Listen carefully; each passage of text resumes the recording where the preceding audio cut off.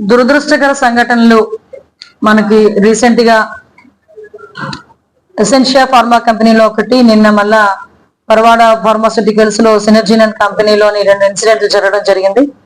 విషయం ఏంటంటే Essentia pharma కంపెనీలోని ఇన్సిడెంట్ మనకి 2 o'clock ఆ టైంకి జరిగిన వెంటనే వితిన్ 45 minutes to 1 hour లోనే ప్రభుత్వ యంత్రాంగమైన మన కలెక్టర్ గారు, ఎస్పీ గారు, జేసీ గారు, అదేవిధంగా మిగతా డిపార్ట్మెంట్ వాళ్ళందరూ, fire department, NDRF, SDRF within 1.5 hours లో మొత్తం అంతా కూడా యాజమాన్యం అంతా కూడా అక్కడ చేరుకున్నారు.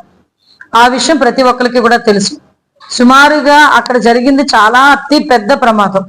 ఆ ప్రమాదం నుంచి బయట కాపాడడానికి ఫైర్ డిపార్ట్మెంట్ వాళ్ళు కూడా ఇమీడియట్ గా రెస్పాండ్ అయ్యి దగ్గర 15 మందిని రెస్క్యూ ఆపరేషన్ లో రక్షించడం కూడా జరిగింది.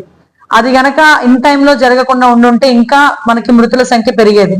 సీరియస్ గా ఇంజూర్ అయిన వాళ్ళు ఒక 20 మంది, కొంచెం పాక్షికంగా ఇంజూర్ అయిన వాళ్ళు ఒక 18 మంది కూడా ఉండటం ఈ రోజు ఇప్పటికీ కూడా హాస్పిటల్స్ లో ఉండటం అన్నది మనందరం కూడా చూస్తున్నాం. అంటే సుమారుగా 17 మంది చనిపోయిన తర్వాత అంతకు ముందే ఇమీడియట్ గా రెస్క్యూ ఆపరేషన్స్ లో కానీ, ఫైర్ ని కంట్రోల్ చేసే విషయంలోని కానీ ఎక్కడ కూడా కాంప్రమైజ్ అవ్వకుండా డిపార్ట్మెంట్ వాళ్ళందరూ కూడా దగ్గర మంటలు ఆర్పిన తర్వాత ఆ రెస్క్యూ ఆపరేషన్స్ అన్ని జరిగి ఏవైతే డెడ్ బాడీస్ ని బయటకు తీసుకొచ్చారో ఆ డెడ్ బాడీస్ అన్నిటినీ కూడా కన్సర్న్ ఇక్కడ కొంతమంది ఎన్టీఆర్ హాస్పిటల్ కి, కొన్ని కేజీహెచ్ కి తరలించి మిగతా వాళ్ళందరినీ కూడా ఇమీడియట్ గా ఎక్కడ హాస్పిటల్స్ ఉన్నాయో అన్నింటి దగ్గరికి పంపించడం జరిగింది. అయితే నన్ను కూడా గౌరవ ముఖ్యమంత్రి గారు అదే రోజు మాకు హోమ్ డిపార్ట్మెంట్ తాలూకా రివ్యూ అయిన తర్వాత సీఎం గారు నన్ను ఆదేశించడం, ఇమీడియట్ గా నువ్వు బయలుదేరి వెళ్ళామంటే బై రోడ్ నేను నైట్ 12:30కి ఇక్కడ చేరుకున్నాను. 12:30 నుంచి మరుసటి రోజు చంద్రబాబు నాయుడు గారు వచ్చి వెళ్ళినంత వరకు కూడా నేను ఆ ఫార్మా కంపెనీ దగ్గర నేను కూడా స్టేజ్ కి చంద్రబాబు నాయుడు గారు గౌరవ సీఎం గారు వచ్చారు. అక్కడికి వచ్చి మొత్తం అంతా పరిశీలించి అక్కడ ఉన్న అఫీషియల్స్ అందరితో కూడా రివ్యూ ఏర్పాటు చేసి తర్వాత పబ్లిక్ అడ్రస్ చేసి, ప్రెస్ కి అడ్రస్ చేసి తర్వాత అక్కడ నుంచి ఆయన బయటకు వెళ్ళేటప్పుడు కూడా ఇమీడియట్ గా కాంపెన్సేషన్స్ అందరికీ అందాలి అని చెప్పి ఆదేశాలు జారీ చేసి పంపించడం జరిగింది. 24 గంటలు గడవక ముందే ఆయన అనౌన్స్ చేసిన 24 గంటలు గడవక ముందే ₹1 పరిహారము ప్రతి ఒక్క మృతుని కుటుంబానికి కూడా వెళ్ళింది. అతను మళ్ళీ అనౌన్స్ చేసి ఆయనకి 24 గంటలు కాకముందే ప్రతి ఒక్కరికి అకౌంట్లకి డబ్బులు వెళ్ళింది. మేము చెక్కులు తీసుకుని వెళ్ళివ్వడం కాదండి.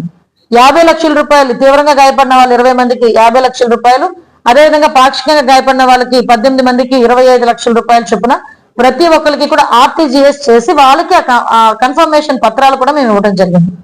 ఇన్ని జరిగితే కాంపన్సేషన్ ఇవ్వలేదు, కాంపన్సేషన్ ఇవ్వకపోతే ధర్నా చేస్తాను.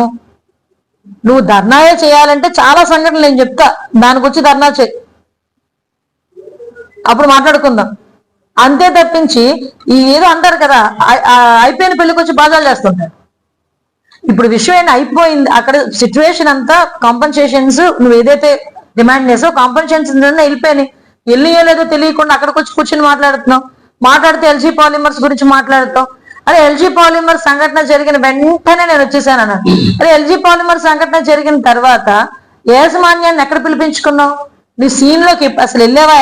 ఎల్జీ పాలిమర్ సంఘటన జరిగిన ప్లేస్ లోకి జగన్మోహన్ రెడ్డి ఆ రోజు వెళ్ళాడా? అసలు మీరు ఒకసారి ఆలోచన చేయండి.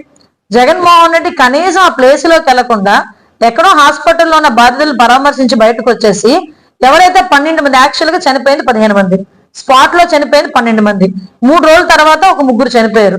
12 మందికి 15 మందికి ₹1 పరిహారం అందజేసి ఆ లాస్ట్ లో చనిపోయిన 3కి కూడా ఈ రోజుకి కూడా ₹1 అందలేదు. తెలుసా మీకు? ఏదైతే కాంపన్సేషన్ ₹1 అనౌన్స్ చేశారో చాలా మందికి ఆ మృతులకి కూడా ఈ రోజుకి కూడా కాంపన్సేషన్ అందలేదు. గాయపడిన వాళ్ళ గురించి, తీవ్రంగా గాయపడిన వాళ్ళ గురించి మాట్లాడతారు.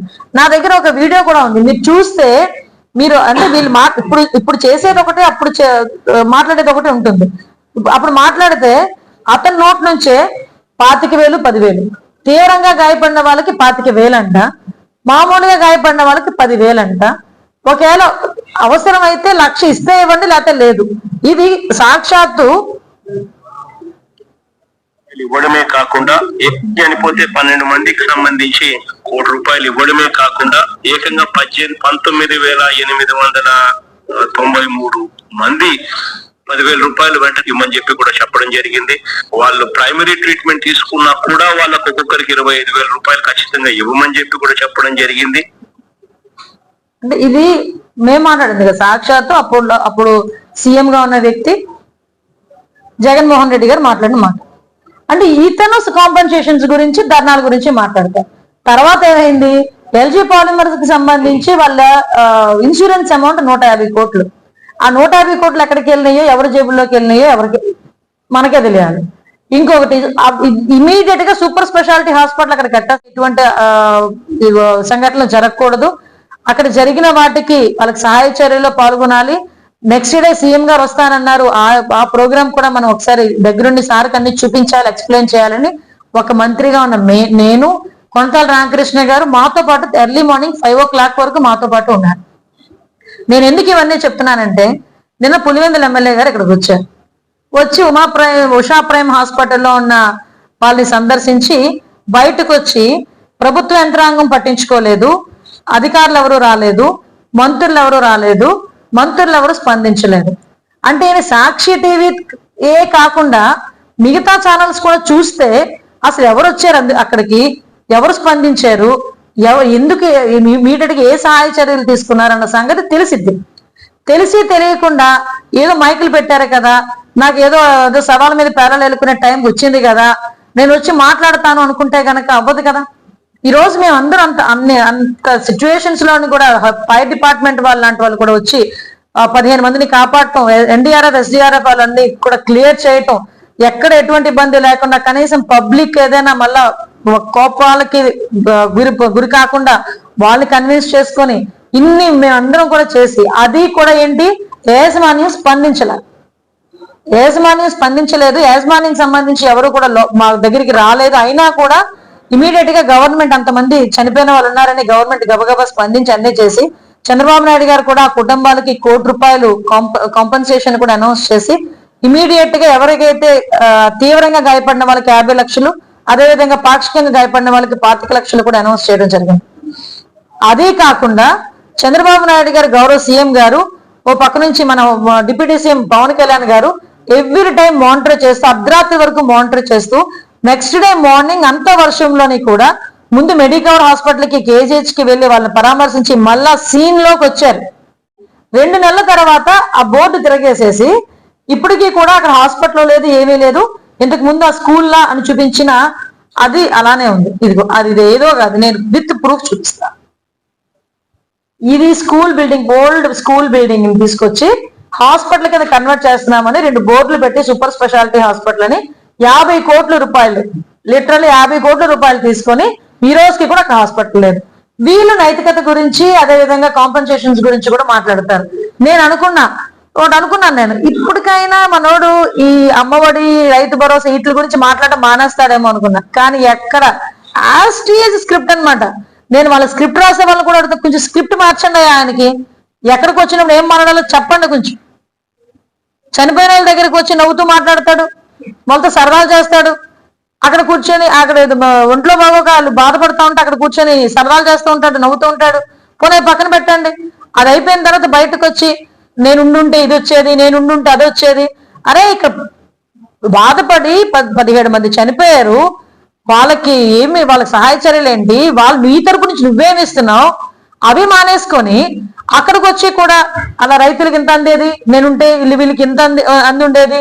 అన్నిటికన్నా కొసమరిపి ఏంటంటే ధర్నా, ఇవి మీకు ఇవ్వకపోతే ధర్నా చేస్తాను. ధర్నా చేయాలంటే ముందెళ్ళి ఢిల్లీలో కూర్చొని ధర్నా చేయి. మీ బాబాయ్ని చంపిన ఇప్పుడు వచ్చి పట్టుకోలేకపోయారు మీ వాళ్ళు, 5 సంవత్సరాలు నువ్వేం చేయలేకపోయావు, వాటి గురించి ధర్నా చేయి. మీ తాలూకు ఎమ్మెల్యేలు, ఎమ్మెల్సీలు ఎన్ని పనులు చేస్తున్నారో చూస్తున్నావు కదా, వాళ్ళ గురించి ధర్నా చేయి. విషయం ఏంటంటే ఇక్కడికి వచ్చి పాప ఇంకొక విషయం, వాళ్ళు మనం బ్లేమ్ చేస్తారు. ఈ రోజు మా గవర్నమెంట్ ఎన్డీఏ కూటమి వచ్చిన తర్వాత 2 నెలల కాలంలో ఇన్సిడెంట్ జరిగిన వెంటనే ఇమ్మీడియట్ గా ఈరోజు ఇండస్ట్రీస్ వాళ్ళందరితో కూర్చొని ఒక మీటింగ్ ఏర్పాటు చేసుకోవడం జరిగింది. నేను ఛాలెంజ్ చేసి అడుగుతున్నా, ఇక local ex minister, industrial minister అయిన తర్వాత ఎప్పుడైనా ఇలాంటి మీటింగ్ కనీసం అనకాపల్లి అయినా కండక్ట్ చేయగలిగాడు ఆయన? వీళ్ళకి లాలూచీల మీద ఉన్నంత దృష్టి ఒరిజినల్ గా ఫ్యాక్ట్ మీద పెట్టే పరిస్థితి కనిపించట్లా. వీళ్ళేంటంటే ఈవెన్ నేను ఈ రోజు కూర్చొని మాట్లాడాను, ఇండస్ట్రీస్ అందరితో కూడా కూర్చొని మాట్లాడాను. ఇమీడియట్ గా మీటింగ్ అరేంజ్ చేయమన్నారు గౌరవ సీఎం గారు, అరేంజ్ చేసాం. వాళ్ళందరినీ పిలిపించాం, క్లియర్ కట్ ఇన్స్ట్రక్షన్ ఇచ్చాం. మళ్ళీ ప్రమాదాలు ఇలాగే జరిగితే కంపెనీలు మూసుకోవాల్సి వస్తుంది. అదే విధంగా కంపెనీలనే కాదు, ఎవరైతే ఇన్స్పెక్షన్ కరెక్ట్ గా చేయలేదో అధికారుల మీద కూడా చర్యలు తీసుకుంటామని చాలా క్లియర్ గా మేము అందరం కూడా చెప్పడం జరిగింది. దయచేసి ఇది కొంచెం రెస్పాన్సిబిలిటీ ఉన్న గవర్నమెంట్, ఎన్డీఏ గవర్నమెంట్. ఈరోజు గౌరవ పవన్ కళ్యాణ్ గారు కూడా పొల్యూషన్ కంట్రోల్ బోర్డు కూడా తగిన ఆదేశాలు జారీ చేసి వాళ్ళకి కూడా ఇన్స్ట్రక్షన్స్ ఇస్తున్నారు. ఈ రోజు ఇవన్నీ కూడా 5 సంవత్సరాలు గాలి కొదిలేసి ఈ రోజు తగుదనమ్మా అని చెప్పి పరిగెట్టుకుంటూ వచ్చి అది కూడా ఏంటి పాపం ఇక్కడ ఉన్న ఎక్స్ మినిస్టర్ గారు అనేది బొజ్జగించే కార్యక్రమానికి వచ్చాడట. ఆయన పనిలో పని అని చెప్పి హాస్పిటల్కి వెళ్ళాడు. వాట్ ఎవర్ ఇట్ మేబీ, ఏదో రెస్పాన్సిబిలిటీ ప్రకారం వచ్చినోడు అక్కడ ఏం జరిగింది ఎలా ఉన్నది నేను అడగాలి. కొన్ని మా మీద పడితే పడ్డాం ఆ మంత్రుల మీద. ఆ కలెక్టర్ ఎస్పీ ఏం చేశారు? గంటలోపు వెళ్ళారు, కూర్చున్నారు అక్కడికి. మీకు అందరికీ తెలుసు, ప్రెస్ వాళ్ళందరికీ తెలుసు వాళ్ళు ఎంతసేపు కూర్చున్నారు అన్నది. వాళ్ళని కూడా బ్లేమ్ చేస్తాం.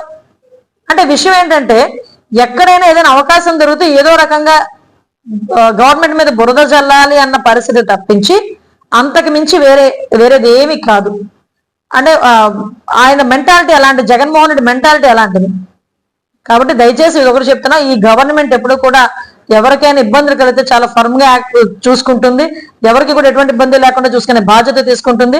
ఈ రోజుకి కూడా ఇండస్ట్రీలో ఎన్ని లోపాలు ఉన్నాయంటే, ఒక సేఫ్టీ ఆడిటింగ్ జరిగిన తర్వాత పోనీ సేఫ్టీ ఆడిటింగే చేశారనుకోండి, సేఫ్టీ ఆడిటింగ్ జరిగిన తర్వాత మీ కంపెనీలో ఈ ప్రికాషన్స్ తీసుకోవాలి అని చెప్పిన తర్వాత ఆ ప్రికాషన్స్ తీసుకున్నట్టుగా కనీసం ఒక ఇన్స్పెక్షన్ కూడా జరగల ఈ రోజు వరకు కూడా.